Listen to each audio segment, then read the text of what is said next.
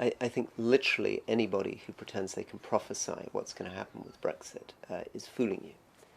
The reality is that it seems to be checkmate in every direction. My instinct is we've just got to get this through, by hook or by crook. There's got to be some way of driving this thing through, because this is not good for business.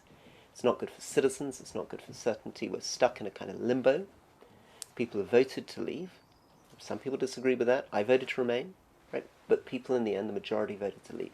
We have to get on and deliver that. And in that sense, I'm a Brexiteer. I'm arguing for getting this deal done so we can move on to other things, to the climate, to the environment, to international development, to sorting out housing in the United Kingdom. All these kind of things require us to get it done and move on.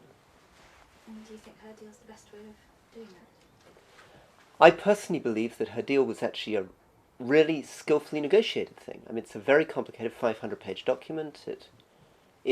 It takes into account the fact that this isn't just about what we want in Britain, it's about what 27 other member states want. It's a deal that secured control over immigration, zero tariff access for our goods into European markets, so it keeps the car industry going, makes sure that we leave the political institutions, so the European Parliament, the European Commission, did all of that. So I think it's a good package. The key now is to reach across the House and get other people, Labour, in my dreams even perhaps the SNP, to come on board and compromise and get this deal through. Do you think she should, Theresa May should set a date for when she's going to leave? That would help things. I don't think the Prime Minister setting a date on when she's going to leave makes the slightest difference to anything.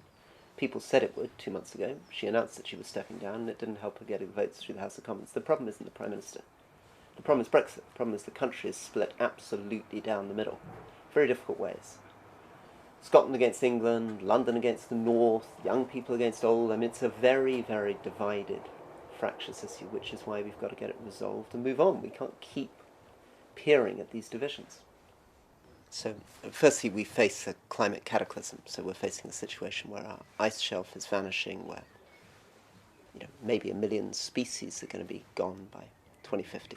So this is extreme. It's extreme for the world. It's extreme for humans. And part of the solution lies with us and citizens here in the United Kingdom, doing what we can in our own lives.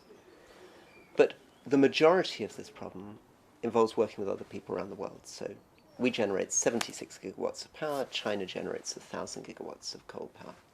So even if we were to shut down everything that we did in this country, that wouldn't solve the problem. And that's where international development aid comes in. So our investing, for example, in solar technology could really transform generation around the world.